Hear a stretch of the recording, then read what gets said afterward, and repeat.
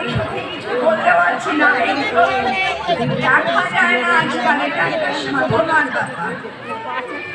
আজকে প্রজাতন্ত্র দিবসে আমি এখানে এসেছি, তো সেই হিসেবে দেশের প্রতি আমি প্রণাম জানাচ্ছি, মানুষের প্রতি প্রণাম জানাচ্ছি। এবং একটা কথা আমাদের মনে রাখতে হবে, আমাদের দেশ কিন্তু আমাদের কাছে ভীষণ, আমাদের দেশ ছাড়া আমাদের পরিস্থিতি নেই। হ্যাঁ কি না? শুনতে পাচ্ছি না তো? হ্যাঁ তো, তাহলে একটু আমাদের সচেতন থাকতে হবে। এবং তার চেয়েও বড় জিনিস হচ্ছে আমাদের আশেপাশে যেগুলো চলছে, আশেপাশে যা সব দুষ্কৃতিকারীরা কাজ করছে, দুর্নীতি হচ্ছে, সেগুলোকে আমাদের সামনে থাকতে হবে এবং নিজেদের জায়গাটা ঠিক রাখতে হবে এবং ঠিক জায়গায় কিন্তু প্রচেষ্টা করতে হবে।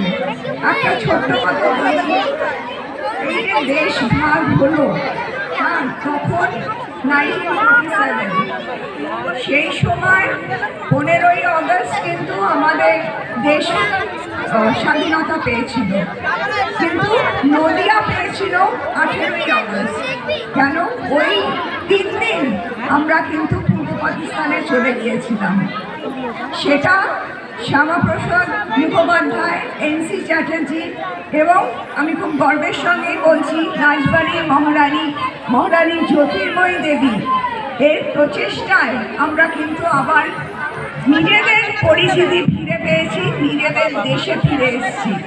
এই জিনিসটা, এই যে দেশের প্রতি প্রেমটা যেন আমাদের মধ্যে চিরকাল থাকে এবং সেইটা যেন পার্মানেন্ট হয়ে থাকে এবং আমরা যেন কোনো রকম প্রলোভনে পাটা না দিই। আজকে আমি যখন বাচ্চাদের দেখলাম, বাচ্চাদের কাজ দেখলাম, তো আমি সেটাই ভাবলাম এরা তো একেবারে শিশু, একেবারেই মানে দুনিয়ার সম্বন্ধে এদের কোনো আইডিয়া নেই।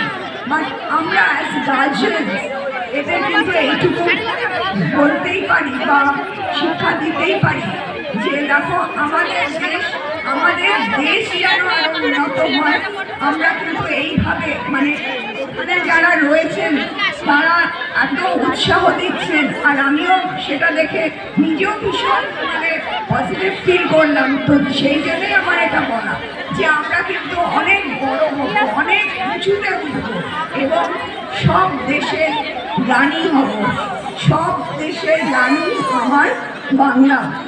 সেই হিসেবে আমি সবাইকে নমস্কার জানাচ্ছি, সবাইকে ভালোবাসা জানাচ্ছি, অভিনন্দন জানাচ্ছি। নমস্কার। অসংখ্য ধন্যবাদ।